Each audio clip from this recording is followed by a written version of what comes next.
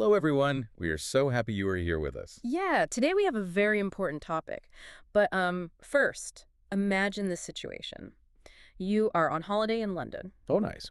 You are walking down a beautiful street. You look in a shop window and you see the perfect jacket. So you walk inside the shop assistant walks up to you, they smile and ask, "Hello, can I help you?" Uh-oh, I know this feeling. Yeah.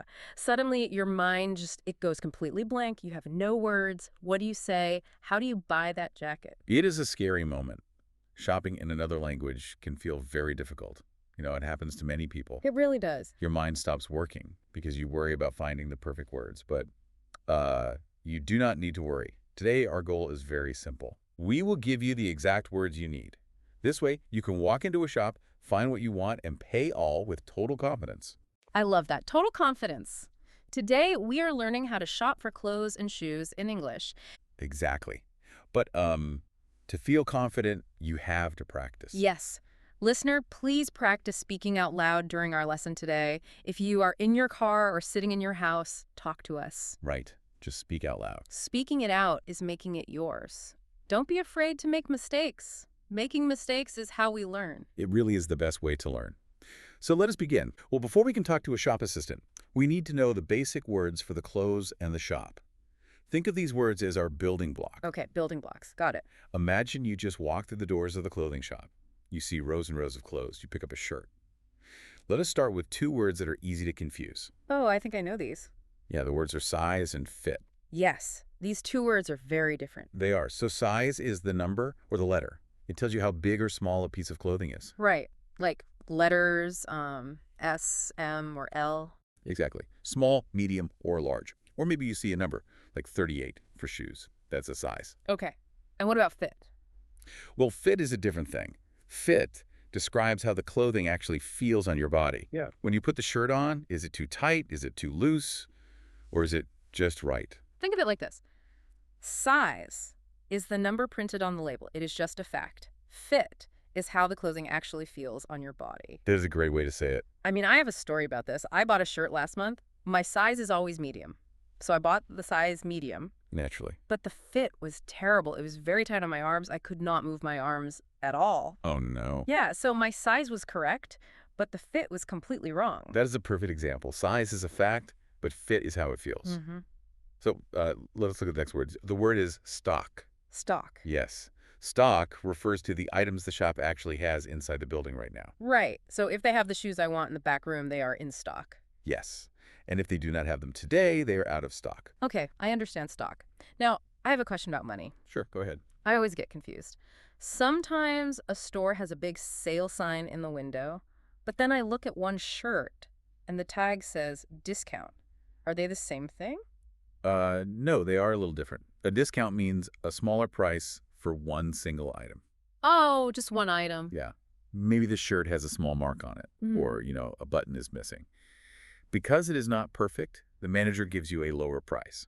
That is a discount. That makes sense. But a sale is when many items in a shop are cheaper at the same time. You often see a big red sign in the window that says sale. Right, to invite all the people on the street to come inside. Exactly. Yeah, that helps a lot. So a sale is for many things. A discount is usually a special lower price for one item. You got it. So now you have found the right size on the rack. What happens next? Well, you need to see how it looks on your body. Right. This brings us to our first action verb, try on. Try on. Yeah. Try on means putting clothes on your body to see if they fit before you buy them. You take the clothes and try on everything in a small room. Right, the fitting room. And after you try them on, if you like them, you do the next action verb, check out. Check out. This means to walk to the desk, pay for your items, and finish your shopping. And when you check out, you get something very important, the receipt. Yes, the receipt. The receipt is the paper or maybe the digital record on your phone. It shows what you bought. The shop assistant gives it to you after you pay. And it is very important to keep your receipt in a safe place. You need the receipt if you want to return something later. So true. Okay, we have our basic words: size, fit, stock, discount, sale, try on, checkout, and receipt. Great. But how do we use them in full sentences? Right. Knowing the words is good, but speaking in complete sentences makes you sound natural. Exactly. Let's build some core phrases. Let me share the most useful phrase in a shop. It is a magic phrase. Ooh, a magic phrase. What is it? The phrase is, does it come in? And then you add your word like, does it come in black? Does it come in black? I hear people say that all the time. But why is it better than just saying, do you have it in black? That is a great question. Why is this a magic phrase?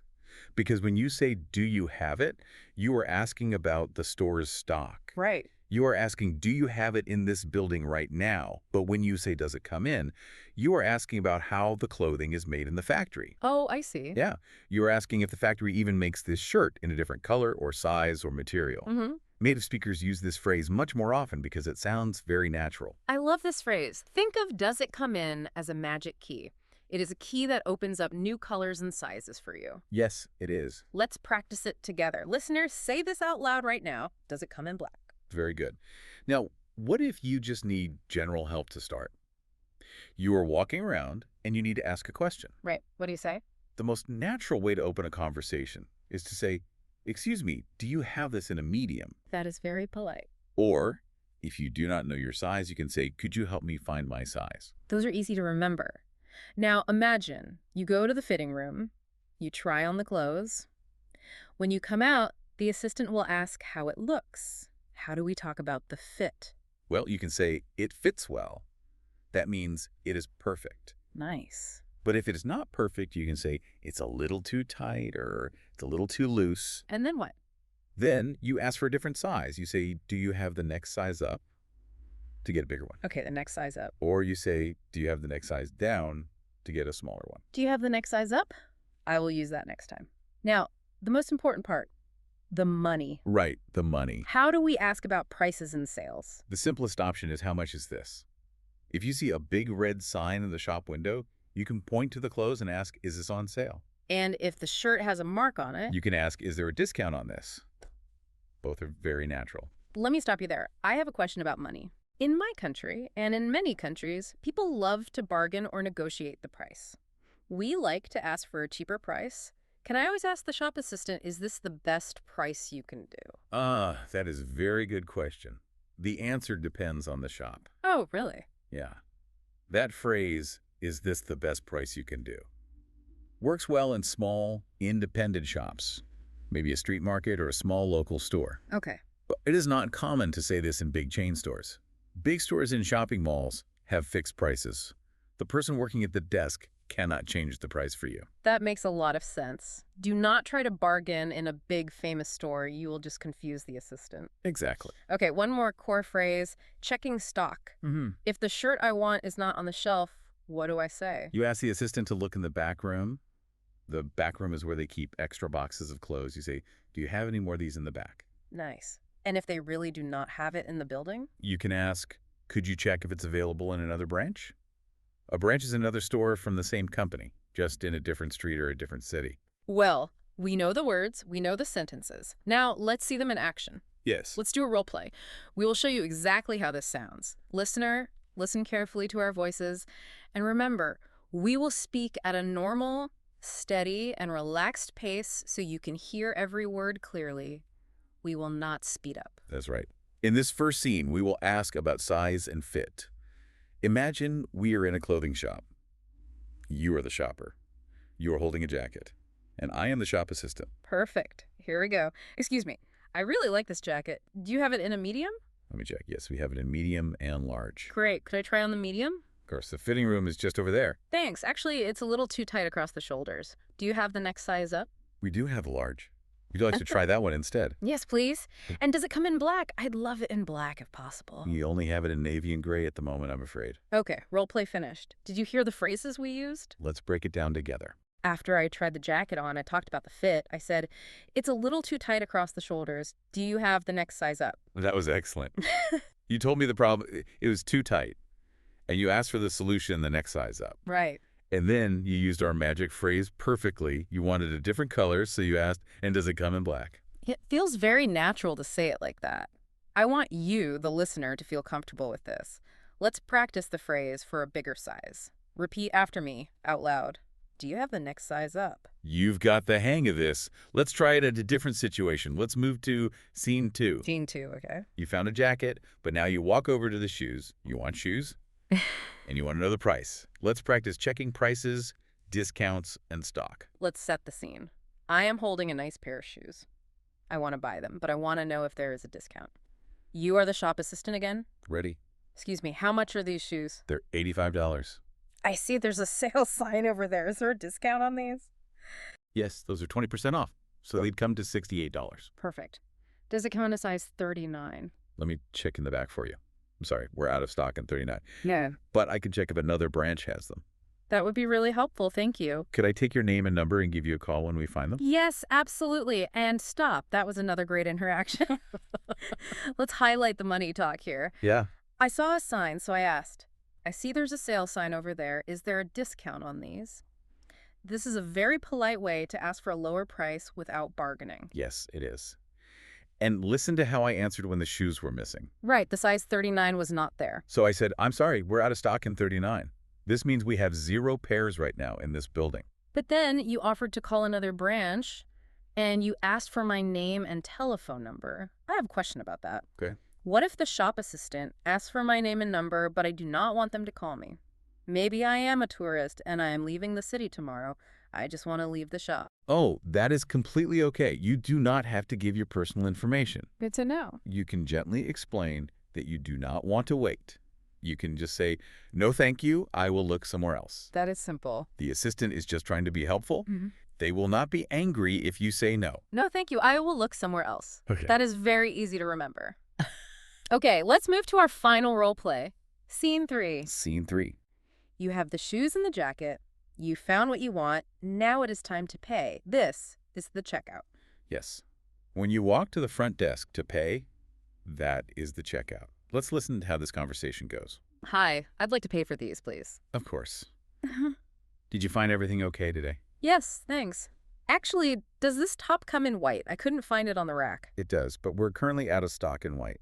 We might have it back next week. That's a shame. I'll take the blue one for now. Does it come in a different material? This one feels a bit thick. We have a lighter cotton version online, if you'd like to check the website. Perfect. Can I pay by card? Of course. That comes to $42. Just tap whenever you're ready. Done. Could I have a receipt, please? Here you go. Have a great day. Okay, let's break this down. At the checkout desk, the shop assistant usually leads the conversation. They ask the questions. Right. Usually they start with, did you find everything okay?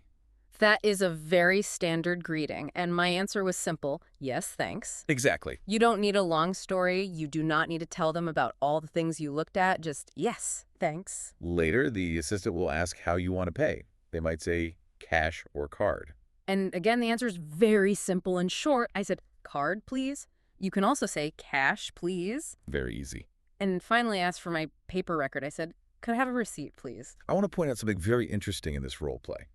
Even at the checkout desk, right before paying, the shopper asked questions. Yes, I did. They used our magic phrase again. They asked, does it come in a different material? Yes. I asked because I wanted to know. You can always ask questions until you leave the store. Right. You do not have to stop talking just because you are at the checkout desk. That brings us to a very important point. We have practiced the whole shopping trip today. We learned the basic words, we built the phrases, and we did the role plays. But there is one big mistake that many English learners make. Yes. Listener, this is our golden tip for the day. Right. Listen very closely. Many learners make a mistake before they even say hello in the shop. Let me explain the mistake. A lot of learners walk into a shop. They look around the store. Right. They cannot find their size on the rack. But they leave without saying anything. They walk out the door empty-handed. Then why do they do that? Because they do not know how to ask for help, or they're afraid their English is not perfect, they feel shy. It breaks my heart. Because the truth is, shop assistants expect questions. It is their job to help you. Yes, it is. They want you to ask them things. Yeah. You do not need a perfect long sentence. You do not need perfect grammar to buy a shirt. You just need to start.